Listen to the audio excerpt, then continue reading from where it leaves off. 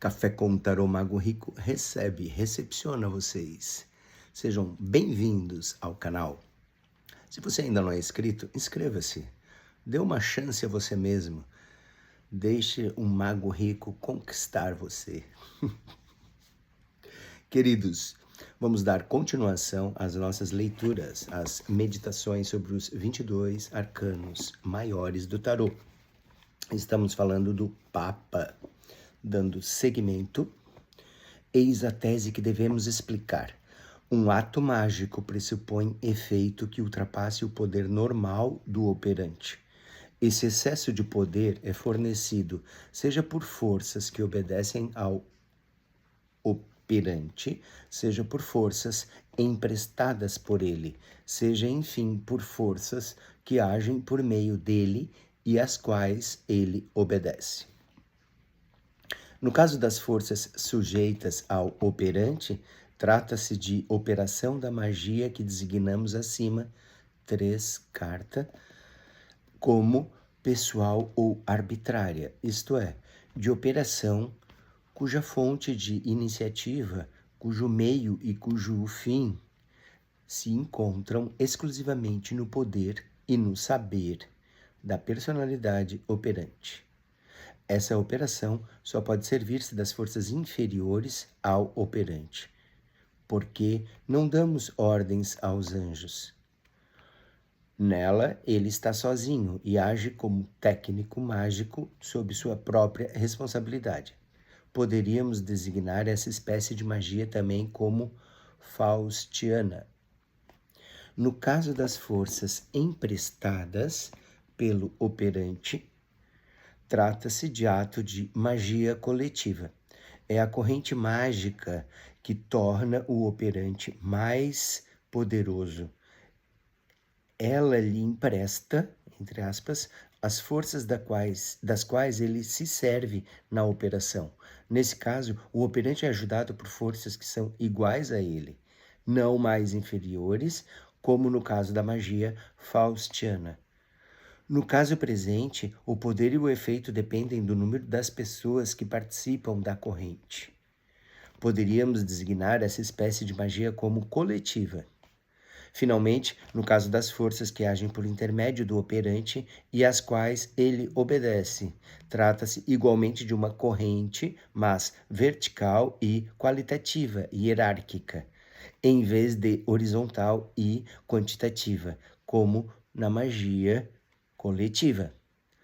Aqui, o operante está sozinho no sentido horizontal, não, porém, no sentido vertical. Acima dele, os seres superiores agem com ele e por ele.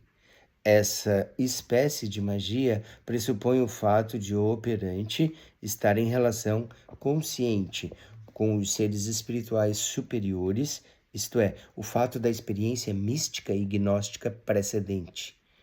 Designamos essa espécie de magia, 3 carta, como magia sagrada, porque as forças atuantes nas operações dessa magia são superiores ao operante, mas seu nome histórico é teurgia.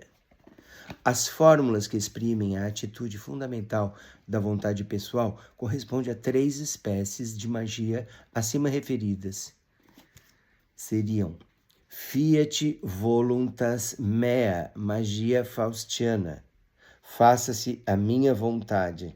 Fiat voluntas nostra, magia coletiva. Faça-se a nossa vontade. Fiat voluntas tua, magia sagrada. Faça-se a tua vontade. As 2 primeiras formas de magia, faustiana e coletiva, usam um método cujo sinal é o pentagrama das 5 correntes da vontade pessoal e coletiva. Elas se baseiam no princípio segundo o qual o forte domina o fraco. É o poder de coação. Quanto à terceira força de magia, a magia sagrada, ela tem por método não a força da vontade, mas a sua pureza. E como a vontade, enquanto tal, nunca é inteiramente pura, porque não é a carne que traz os estigmas do pecado original, nem o pensamento como tal, mas a vontade. É necessário que as 5 correntes tenebrosas inerentes à vontade humana, isto é, os desejos de ser grande, de tomar, de reter, de progredir e de manter-se a expensas de outrem, sejam paralisadas ou cravadas. As 5 chagas são, pois, as 5 vacuidades que resultam nelas, nas 5 correntes da vontade. Essas vacuidades se enchem no fato, se enchem da vontade do alto, isso é, da vontade absolutamente pura. É esse o princípio da magia, do pentagrama das 5 chagas. Antes que considerarmos a maneira pela qual são produzidas as 5 chagas da vontade e qual é o método prático concreto da magia do pentagrama das 5 chagas, devemos refletir sobre o conceito de chaga. A chaga é a porta pelo qual o mundo exterior objetivo irrompe sobre o sistema fechado do mundo interior subjetivo. Em termos biológicos, ela é a brecha das muralhas da fortaleza do organismo, pela qual penetram as forças exteriores ao organismo. Uma simples lesão da pele, por exemplo, constitui uma brecha dessa espécie e, durante algum tempo, deixa entrar o ar e outras coisas no interior do organismo que estaria livre disso se a pele estivesse intacta. Em comparação com o superior do corpo humano, a superfície do corpo humano, coberto pela pele, o órgão da vista, o olho, é uma chaga que pode ser coberta por sua pele móvel, as pálpebras. Através dessa chaga, o mundo exterior objetivo penetra em nossa vida interior com tanto mais intensidade quanto a vista revela mais do mundo exterior do que o tato. Fechadas as pálpebras, o lugar no qual se efetuava a experiência do mundo chamada vista volta a ser uma experiência reduzida do mundo normal, contudo, para a superfície inteira do corpo, que designamos como tato. Os olhos são feridas abertas e tão sensíveis que sofrem com, isto é, reagem a todos os matizes da luz, de todas as cores. O mesmo sucede com os outros órgãos dos sentidos. Eles são chagas e não a realidade objetiva do mundo exterior. Onde eu quereria ver belas flores, meu olhar me fez ver um monte de esterco. Sou forçado a ver o que o mundo objetivo me mostra através de meu olho. Ele é como cravo vindo do exterior para imobilizar a minha vontade. Os sentidos, quando são e funcionando normalmente, são chamados através das quais o mundo objetivo se impõe a nós, sem consideração pela nossa vontade. Mas os sentidos são órgãos de percepção, não de ação. Imaginai que os 5 órgãos da ação, os membros, inclusive a cabeça, em sua função de membro, tenham chagas semelhantes, isto é, que as 5 correntes da vontade que lhes exprimem deem acesso a uma vontade objetiva que fosse para os desejos pessoais o que as percepções dos sentidos são para o jogo da fantasia. Eis o conceito esotérico de chaga. Esse conceito pode tornar-se realidade espiritual, depois psíquica e até física em algumas pessoas. Os estigmatizados de São Francisco de Assis ao Padre Pio, na Itália, e a Teresa Neumann, na Alemanha, todos de nossos dias, são pessoas nas quais a realidade das 5 chagas atingiu um plano físico. Elas são órgãos futuros da vontade em formação. Os órgãos da ação, cujo conjunto tem, por sinal, o pentagrama sagrado, o quinário unido e ligado à plenitude da década, segundo São Martin. Devemos ainda precisar que as 5 chagas correspondentes às 5 correntes tenebrosas da vontade, os desejos de grandeza pessoal, de tomar, de reter, de progredir e de manter-se, a expensas de outrem, que por sua vez corresponde aos 5 sentidos, inclusive a cabeça enquanto membro. Não estão todos situados nos membros correspondentes. O desejo de tomar ou de apossar-se das coisas está preso à mão direita. O desejo de guardar ou reter à mão esquerda. Os desejos de progredir e o de manter-se a expensas e outrem correspondem, respectivamente, aos pés direito e esquerdo. Mas o caso de grandeza pessoal e da cabeça é diferente. A cabeça não traz a 5ª chaga, e isso por 2 motivos. Primeiramente, porque ela traz a coroa de espinhos, da qual já tentamos dar a explicação na 4ª carta, que é trazida, em princípio, por toda pessoa capaz de pensamento objetivo, tendo a coroa de espinhos sido dada ao ser humano desde o começo da história humana. Ela é esse órgão sutil que no Ocidente designamos como lótus de 8 pétalas e que na Índia é chamado de lótus de 1000 pétalas ou Sahasrara, centro coronal.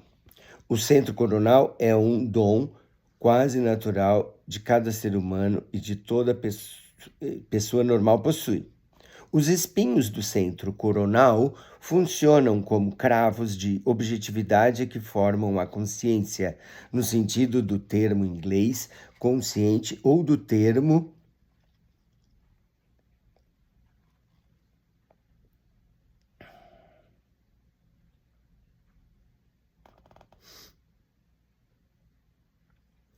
alemão Gewissen ou russo Sovest do pensamento. Foi graças a eles que o pensamento não se tornou totalmente emancipado e foi arbitrário, como por exemplo a imaginação.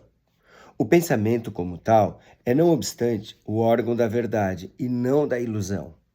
Assim, não é o pensamento como tal que contém o desejo de grandeza pessoal ou a tendência para a megalomania, mas a verdade que se serve da cabeça e que pode apossar-se do pensamento e reduzi-lo ao papel de instrumento.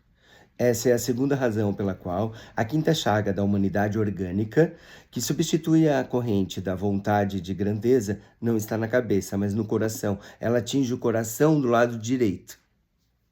Porque é aí a vontade de grandeza tem sua origem e é aí que ela se apodera de cabeça, fazendo-a seu instrumento. Por isso, vários pensadores e sábios, para serem objetivos, querem pensar sem o coração, o que é uma ilusão, porque, sendo o coração o princípio motor do pensamento, é impossível pensar sem o coração. É impossível somente pensar com o coração humilde e quente ou com um coração pretensioso e frio. Ora, a 5ª chaga, que em importância é a primeira, é a do coração e não a da cabeça, sendo a cabeça, do ponto de vista da vontade ativa, instrumento ou membro do coração.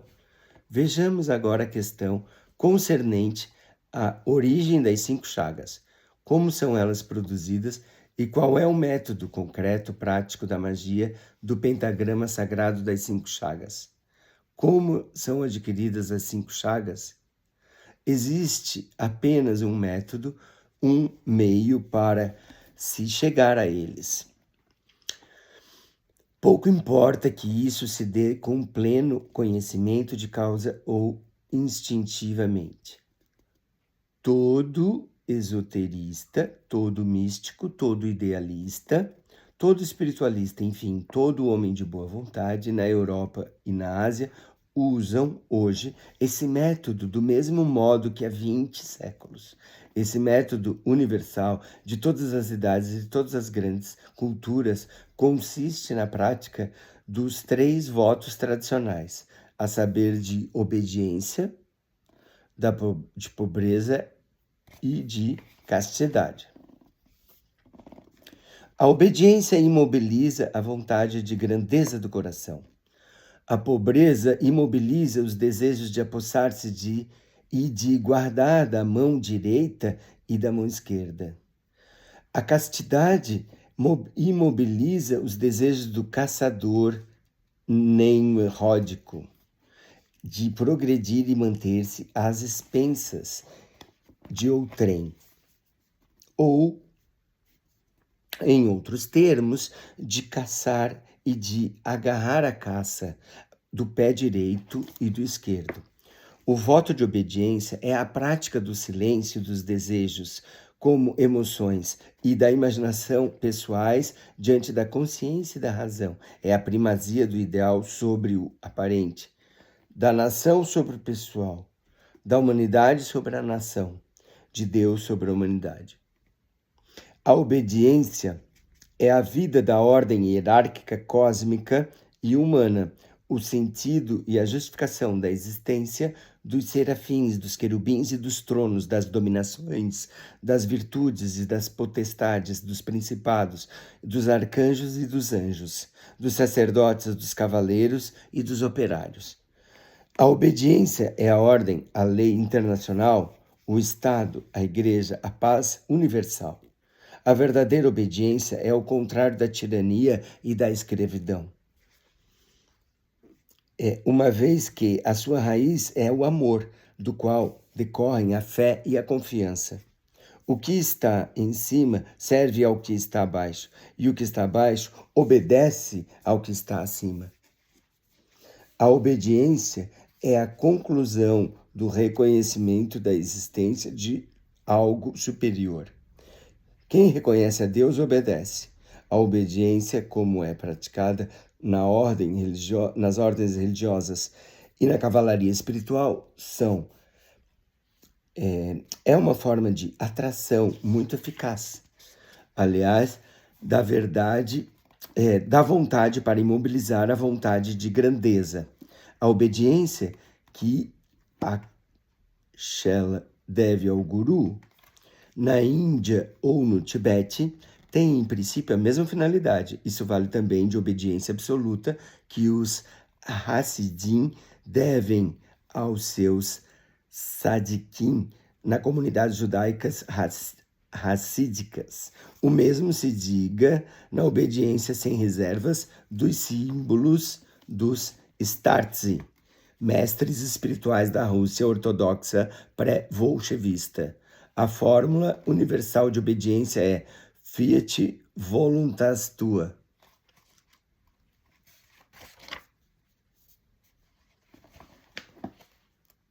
Seja feita a tua vontade, né?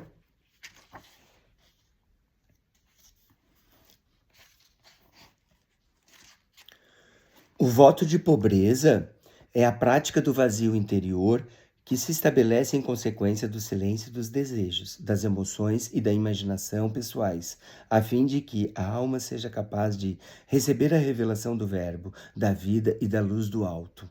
A pobreza é a vigília e a espera perpétuas e ativas diante das fontes eternas da criatividade, é a alma pronta para o que o novo é inesperado.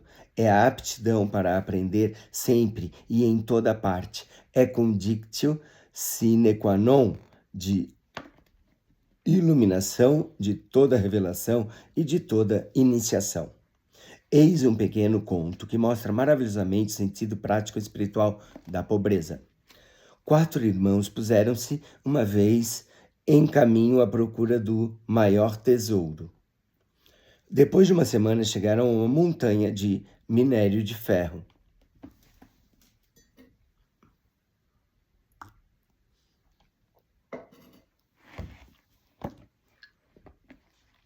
uma montanha toda de minério de ferro. Exclamou um deles: eis o tesouro que procurávamos. Mas os outros 3 disseram: este não é o maior tesouro. E continuaram a viagem. Ao passo que o outro irmão permaneceu na montanha de ferro. Agora ele era rico e os outros eram tão pobres como antes. Uma vez mais tarde, chegaram a um campo coberto de pedras esverdeadas e amareladas. É cobre, gritou um dos 3 irmãos. É o tesouro que queríamos. Mas os outros 2 não pensaram assim. Ele permaneceu no campo e se tornou o rico proprietário de uma mina de cobre, ao passo que os outros 2 continuaram o caminho com sua pobreza. Depois de um ano, chegaram a um vale cheio de pedras de brilho esbranquiçado. Prata, gritou um dos irmãos. Eis finalmente o tesouro que procurávamos, mas o outro irmão sacudiu a cabeça e continuou a andar, enquanto seu irmão permaneceu no lugar como rico proprietário de mina de prata. 7 anos mais tarde, o último chegou a um lugar pedregoso, deserto e árido. Exausto, sentou-se. Foi então que percebeu que as pedras em volta brilhavam, eram ouro. O voto de castidade significa a colocação em prática da resolução de viver segundo a lei solar, sem ambição e sem indiferença. Porque a virtude é enfadonha e o vício aborrecido, mas o que não é enfadonho nem aborrecido é o que vem do fundo do coração. O fundo do coração é o amor. O coração só vive quando ama. Ele é então como o sol. E a castidade é o estado do ser humano no qual o coração, tornado solar, é o centro da gravidade. Em outros termos, a castidade é o estado do ser humano no qual o centro, chamado no esoterismo ocidental lótus de 12 pétalas, na Índia Anahata, é despertado e se torna o sol do sistema planetário microcósmico. Os 3 lótus de 10, 6 e 4 pétalas, situados acima dele, começam então a funcionar em harmonia com a vida do coração, lótus de 12 pétalas, isto é, segundo a lei solar.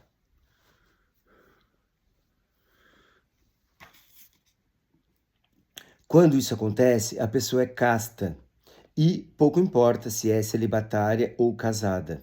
Assim, existem virgens que são casadas e mães e virgens físicas que na realidade não são. O ideal da Virgem Maria e a Igreja tradicional católica e ortodoxa propõe é verdadeiramente adorável. É o ideal da castidade que triunfa da esterilidade e da indiferença. A prática da castidade não diz respeito unicamente ao domínio sexual, mas também a todos os outros domínios nos quais é possível escolher entre a lei solar e todas as espécies de embriaguez obscurecedora. Assim, por exemplo, o fanatismo é um pecado contra a castidade porque é uma corrente tenebrosa dominadora.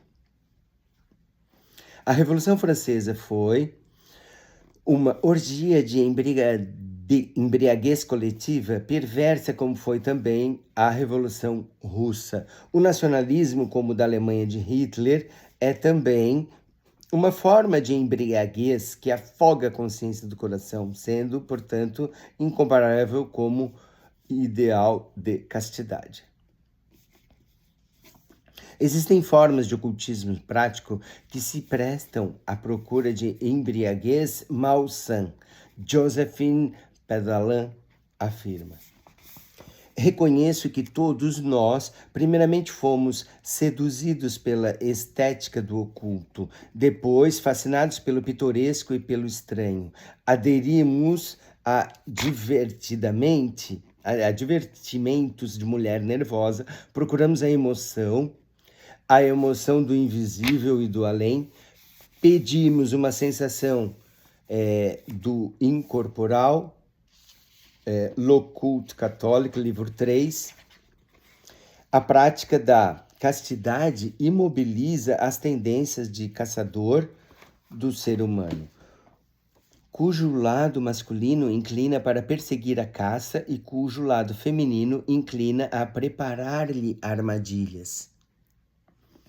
A prática da pobreza imobiliza as tendências de ladrão do ser humano, cujo aspecto masculino inclina a apoderar-se e cujo aspecto feminino inclina a aguardar indefinidamente, em vez de esperar o dom livre ou o fruto merecido do trabalho. A prática da obediência, enfim, imobiliza a vontade de grandeza ou as tendências de usurpador da natureza humana, cujo aspecto masculino é inclinado a se considerar grande aos próprios olhos e cujo aspecto feminino se inclina a fazer-se considerar grande pelos outros. Esses 3 votos constituem, pois, o único método conhecido e indispensável para se chegar às 5 chagas, isto é, ao pentagrama eficaz da magia sagrada. Devemos precisar que não se trata das virtudes da humanidade, mas da pobreza e da castidade totalmente realizadas, porque que nenhum homem de carne possa possuir totalmente essas virtudes, mas de sua prática, isso é, dos esforços sinceros para sua realização. O que importa são os esforços.